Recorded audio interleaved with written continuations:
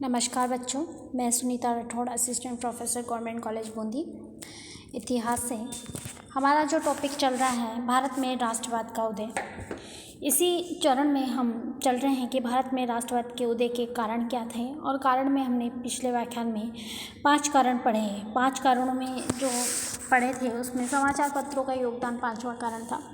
मैंने बताया आपको कि किस प्रकार उस समय के विचारकों ने अपने पत्र पत्रिकाओं के माध्यम से उस समय की घटनाओं को उजागर करा, जिससे लोगों में राष्ट्रीय प्रेम और राष्ट्रीय भावना का जागृत हुई। इसी क्रम में एक महत्वपूर्ण कारण राष्ट्रीयता के उदय में आता है, वो है आर्थिक शोषण। आर्थिक शोषण की बात करें हम तो जैसा कि नाम से ही स्पष्ट है कि हमें निर्धनता की ओर ले जाने वाले कारक, हमारा शोषण किया गया। हमें एक प्रथा, जैसे कि कोई जमींदारी प्रथा है, उसमें किसानों को चाहे अकाल पड़े, चाहे प्लेग आए, कोई सी महामारी आए, लेकिन किसी भी प्रकार से कर्जे से मुक्त नहीं किया जाता था, जिसके कारण उनके मन में आक्रोश था। भारत में अंग्रेज केवल व्यापार करने आए थे और यहाँ के राजनीतिक घटनाक्रमों के कारण वह स्थायी रूप से यहाँ बस गए। इसके पीछे बहुत सारे कारण थे। फिर अंग्रेज़ों ने हमारा आर्थिक शोषण शुरू कर दिया, यहाँ पे मशीनरी स्थापना कर दी, जिसके कारण हमारे जो परंपरागत कुटीर उद्योग धंधे थे वो नष्ट हो गए।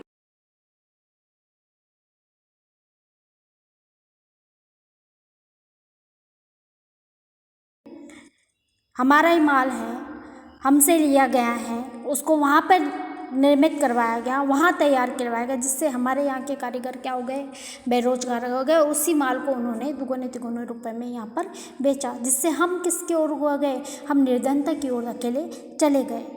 भारत में ब्रिटिश साम्राज्यवादी सत्ता का मुख्य उद्देश्य भारत का शोषण करना ही था।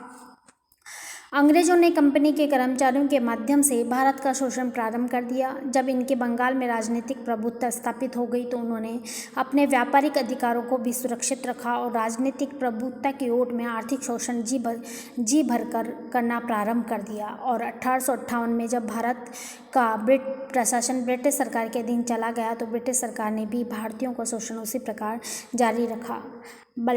बेलनेट का कहना है कि भारत का वित्त सदैव भारत के आर्थिक हितों को ध्यान में न रख के ब्रिटेन के हितों को ध्यान रखता है।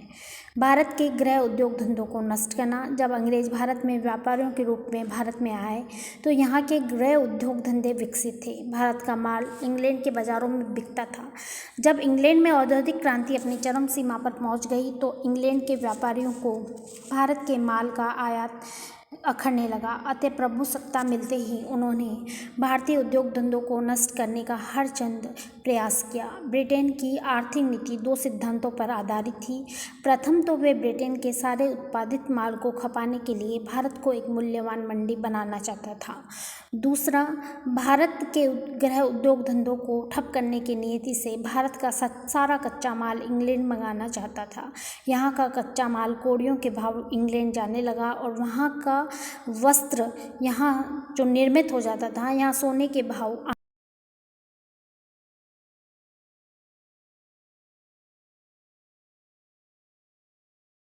के अलावा ब्रिटेन ने भारत के शोषण जो कई साधन अपनाए। तो डॉक्टर B.D. बसु ने इस प्रकार से इसका वर्णित किया है कि भारत में मुक्त ब्रिटिश व्यापार आरंभ करना पहला, दूसरा, भारत में निर्मित वस्तुओं के ब्रिटेन जाने पर भारी निर्यात शुल्क लगाना, तीसरा, भारतीय सामान पर सीमा शुल्क व परिवहन कर भी लगाना, चौथा, भारत में बसने वाले अंग्रेजों को विशेष सुविधाएं प्रदान करना, पांचवा, भारत में रेलगाड़ी चलाना, छठा, भारतीय कारीगरों को अपने रोजगार की गुप्त बातें बताने के लिए वो विवश करते थे, जिससे उनको बहुत सारी यातनाएं भी देते हैं।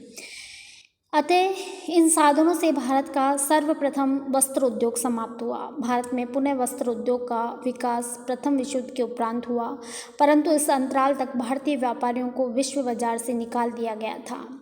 भारत के बुद्धिजीवी प्रारंभ में तो अंग्रेजों की नीति के समर्थक रहे।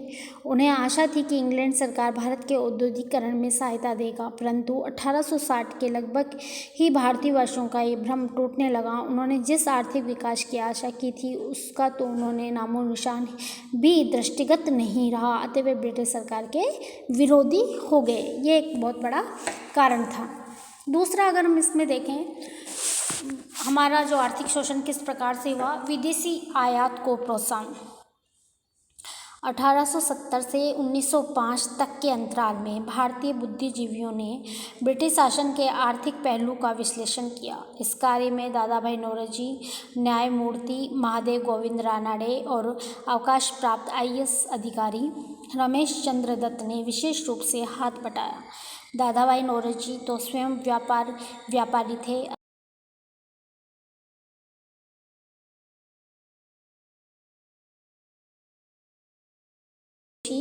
पी सुब्रमण्यम अय्यर, गोपाल कृष्ण गोखले, पृथ्वी चंद्र राय ने भी इसमें सहयोग दिया। वे सब इस निष्कर्ष पर पहुंच गए कि ब्रिटिश साम्राज्यवाद का मूल इसी में नहीं है कि भारतीय अर्थव्यवस्था हमेशा ब्रिटिश अर्थव्यवस्था के द्वारा शोषित होती रहे।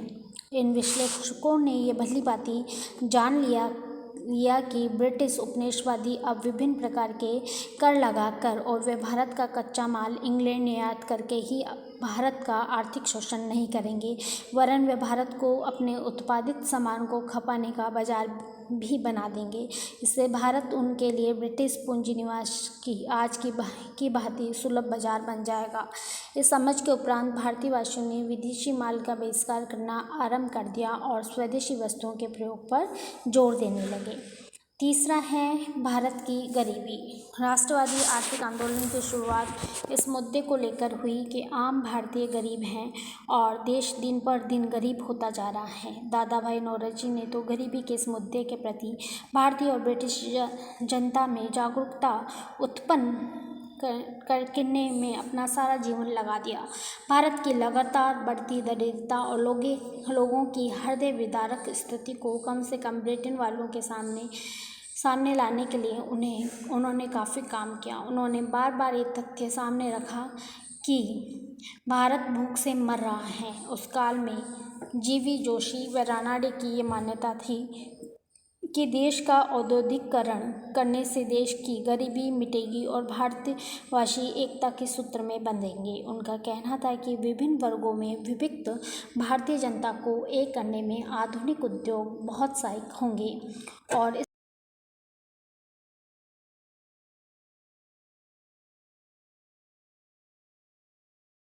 भारतीय इन आर्थिक शोषण करने वाली सरकार के विरोधी हो गए।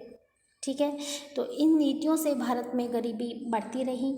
नेक्स्ट है भारत में विदेशी पूंजी। भारतीय नेता भारत का औद्योगिकरण अवश्य चाहते थे, पर विदेशी पूंजी से नहीं। इंग्लैंड के अर्थशास्त्रियों, राजनयिकों व उच्च अधिकारियों की मान्यता इसके विपरीत थी। उन्होंने 1840 से भारत में विदेशी पूंजी निवेश की वकालत आरंभ कर दी। John Stuart Mill, Alfred Marshall ने अपने आर्थिक शोध प्रबंधों में इस प्रकार के विचार व्यक्त किए। 1899 में लॉर्ड कर्जन ने यहाँ तक कह दिया कि भारत के राष्ट्रीय विकास के लिए विदेशी पूंजी एक अनिवार्य शर्त है। भारतवासियों ने भारत में विदेशी पूंजी निवेश का आरंभ से ही विरोध किया। दादाभाई नौरोजी ने कहा, विदेशी पूंजी भारतीय संसाधनों की लूट और शोषण का जरिया है। इसी तरह हिंदुस्तान रिव्यू के संपादक ने भी विदेशी पूंजी के इस्तेमाल को लूट मार के अंतर्राष्ट्रीय तंत्र की संज्ञा दी है। विपिन चंद्र पाल ने इस संदर्भ में कहा था कि देश के प्राकृतिक संसाधनों के दोहन में विदेशी पूंजी सहायक सिद्ध हो रही है।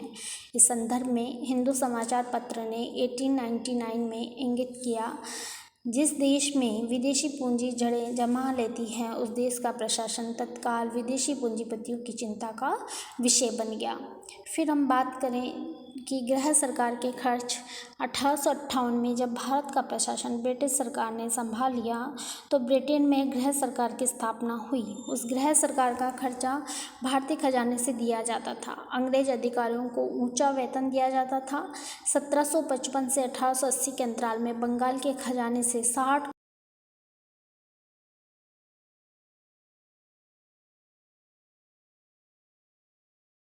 भारत के अर्थशास्त्रियों ने ब्रिटिश सरकार की दोहरी आर्थिक नीति के विरुद्ध आवाज़ उठाई। इस प्रकार आर्थिक विषयों को लेकर चले आंदोलन ने भारतीय जनमानस पर हावी विदेशी शासकों की विचारधारा को जड़ से खदेड़ने में महत्वपूर्ण योगदान दिया। तो देखिए आप कि किस प्रकार से ये हमारा आर्थिक शोषण करते रहे। हमारा ही माल है, वो कच्चा माल वहाँ भेज रहे हैं, उनको सस्ती दरों पे खरीद रहे हैं यानी कौड़ियों के भाव, और वहाँ से जो निर्मित माल करवाया जा रहा है इंग्लैंड को, उसको वापस यहाँ पे सोने के भाव भेज रहे हैं। यहाँ माल भेजने में कोई टैक्स नहीं है, वहाँ से मंगाने में ही टैक्स है। हमारा जो धन है वो किसी न किसी रूप में इंग्लैंड में जमा करा दिया। इस प्रकार से जो भारतीयों की जो आर्थिक शोषण है वो इस प्रकार से हुआ कि हम दिनों दिन गरीब होते गए। और दादा भाई नौरोजी ने तो यहाँ तक लिखा है कि भारतीयों की स्थिति दिनों दिन गरीब होती गई। अब हम बात करें कि सामाजिक व धर्म सुधार आंदोलन, ब्रह्म समाज, आर्य समाज, रामकृष्ण मिशन तथा थियोसॉफिकल सोसाइटी के माध्यम से हिंदू व धर्म व समाज की बुराइयां तो दूर हो गई, पर साथ ही साथ राष्ट्रीय भावना का प्रसार हुआ। राजा राममोहन राय, केशव चंद्र सेन, राणाडे, दयानंद सरस्वती आदि ने धर्म के सच्चे स्वरूप के साथ साथ लोकतंत्र के सिद्धांतों को प्रवेश किया। आपको मैंने पहले भी बताया था कि किस प्रकार से हमारे जो विचारक थे उन्होंने अपने सिद्धांतों के माध्यम से हमारे जो आडंबर थे, हमारी जो मूर्ति पूजा थी, उनका विरोध किया। और उन्होंने यहाँ तक कहा कि हम चाहे वहाँ उस समय ये व्यवस्था थी, चाहे भारतीयों में कितनी भी योग्यता थी, लेकिन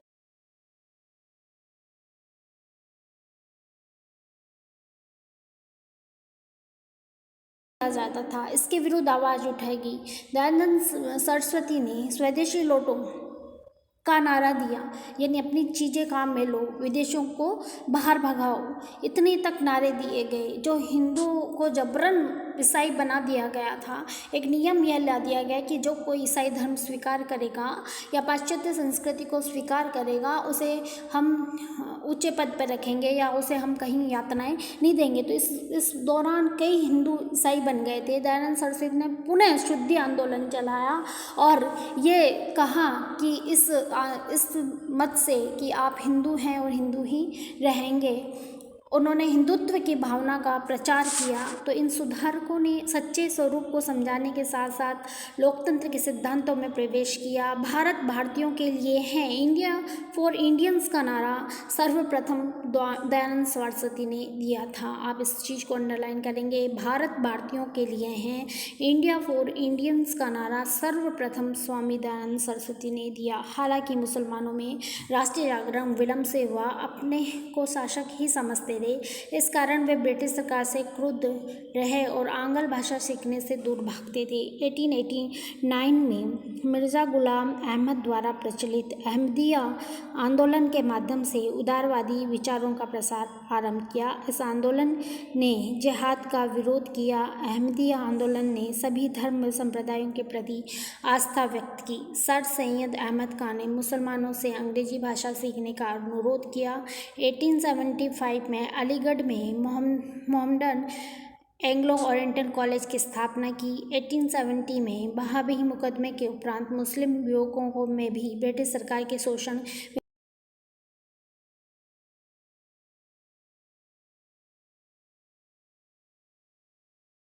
1873 में ही ब्रिटिश सरकार ने मुसलमानों को तुष्ट करने की नीति अपना ली।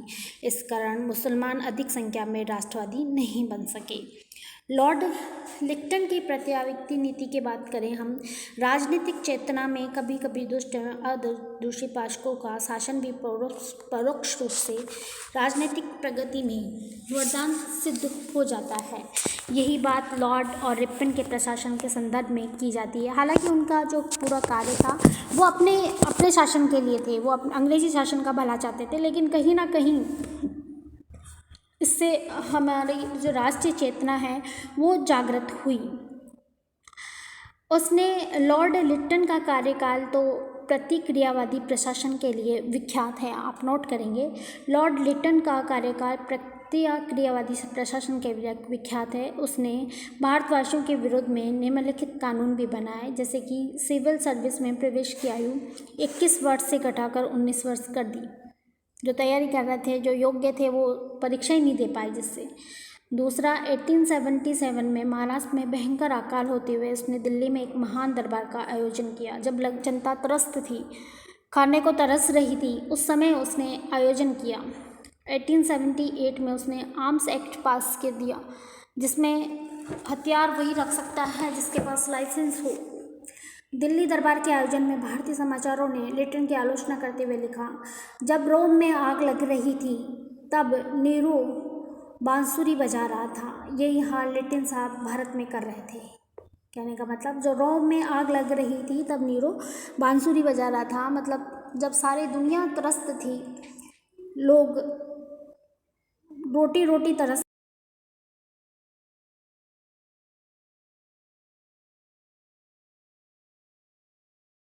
मालिकों को तुष्ट करने की नीति से उसने काबासिल महसूल घटा दिया। अफगानिस्तान पर रूस के आक्रमण के भय से उसने सोना में भारी वृद्धि की और अफगानिस्तान को अपने प्रभुत्व में रखने की दृष्टि से उस पर आक्रमण कर दिया।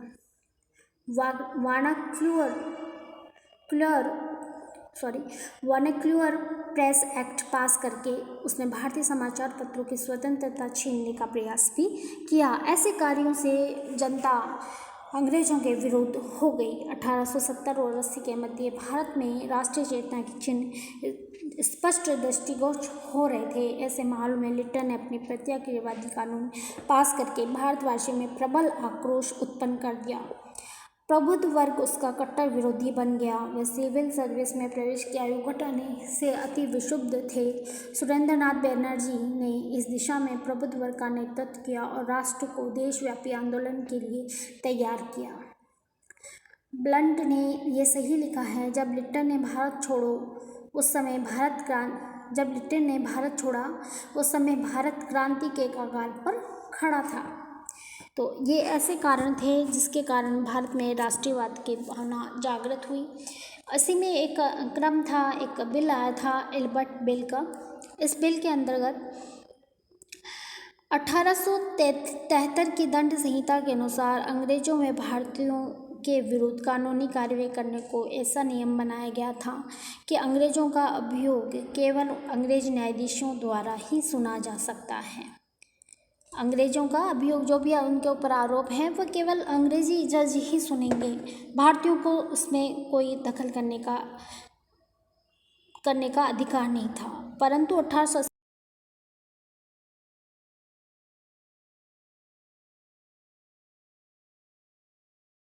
उद्देश्य अंग्रेजों और भारतीयों को कानून की निगाह में सम्मान रखना था। परंतु इस बिल की खबर मिलते ही सारे अंग्रेज क्रुद्ध हो गए। उन्होंने रिपन की कटु आलोचना की। इस विरोध का परिणाम ये हुआ कि यह बिल ही रह गया और अधिनियम एक्ट नहीं बन सका। इससे अंग्रेजों की रंग भेद नीति स्पष्ट हो गई। इस रंग भेद नीति के निवारण का भारतीयों को केवल एक मार्ग ही सूझा। वह मार्ग था अंग्रेजों की दास्ता से भारत को मुक्त कराना। इस बिल के विरोध में भारतीयों को एक ऐसे संगठन की आवश्यकता अनुभव करा दी जो अखिल भारतीय और राजनीतिक उद्देश्य रखता हो। हेनरी कॉटन और डाउडेल का समर्थन करते लिखता है, इस बिल के विरोध में किए गए यूरोपीय आंदोलन ने भारत में राष्ट्रीय एकता को जितना बिल प्रदान किया उतना तो बिल के पास करने पर भी नहीं हो सकता था। इस बिल के पास न होने पर सुरेंद्रनाथ बैनर्जी ने आक्रोशपूर्ण शब्दों में कहा कि इस बिल द्वारा जिस तथ्य पर स्पष्ट प्रकाश पड़ा उसे देखते हुए कोई भी स्वाभिमानी भारतीय चुप नहीं बैठ सकता था। जो देशभक्त भारतीय थे और इसके महत्व को समझते थे, उनको लिए ये एक चुनौती थी। इस प्रकार से कई ऐसे कारण हुए जिससे राष्ट्रीयता का उदय हुआ या राष्ट्रीयता जागृत हुई, ये इसके कारण बने। तो हम यहाँ देखते हैं कि कुछ नवीन सामाजिक वर्गों का उदय हुआ, जैसे कि ब्रिटिश शासन ने भारत में कई वर्ग उत्पन्न कर दिए, जैसे जमींदार, काश्तकार, जमीन के स्वामी, खेतिहर, मजदूर, व्यापारी, सूदखोर। हालांकि जमींदार वर्ग किसानों का दिल भर के शोषण करता था। व्यापारी ब्रिटिश हुकूमत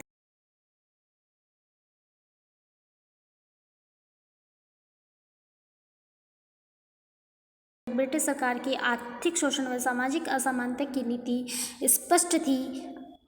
ये सारे वर्ग अंग्रेज विरोधी होते गए। ब्रिटिश मिशनरियों का प्रचार, अंग्रेज उपनिवेशवादियों तथा उनकी सहायता से धर्म प्रचारकों ने भारतवासियों के धर्म, संस्कृति, इतिहास आदि पर तेजी से हमला किया। पादरियों के अलावा बहुत से प्रभावशाली अंग्रेज अधिकारियों ने यह कहना आरंभ कर दिया कि भारतवासी ईसाई बनने पर ही सभ्य हो सकते हैं। जैसे कि मैकले जैसे ने तो ये कहा कि हमें ऐसे भारतीय चाहिए जो दिमाग से अंग्रेज हो और शरीर से भारतीय हो। हमारे धर्म, हमारी संस्कृति की इन्होंने आलोचना की, इसके कारण भारतीय इनके विरुद्ध हो गए। तो ये बहुत सारे कारण थे जिसके कारण राष्ट्रीयता का उद्भव हुआ, राष्ट्रीयता का विकास हुआ। बहुत से धर्म सुधारक, हमारे जो क्रांतिकारी हैं, जो सुधारक हैं, उनके प्रयासों को हम भूल नहीं सकते और इनके उदय के कारणों के पीछे ही हमारे यहाँ कांग्रेस की स्थापना हुई। तो बच्चों, आप देखेंगे कि किस प्रकार से भारत में राष्ट्रीयता का विकास हुआ, राष्ट्रीयता के सहायक तत्व बने, राष्ट्रीयता के उदय के कारण आपने पढ़े। आगे इस कड़ी में हम देखेंगे कि किस प्रकार कांग्रेस की स्थापना हुई, किस प्रकार से इसका काल चला, उदारवाद काल कब है, उग्रवाद कब है, स्वतंत्रता काल कह है। इस कड़ी को हम आगे लेंगे। आप इसमें से जितने भी छोटे क्वेश्चन बनते हैं, जितने भी सुधारक हैं, उनके जो सुधारक के पत्रिकाएं हैं, जो संगठन हैं, उनको आप अलग से लिख के नोट करके लिखेंगे। धन्यवाद।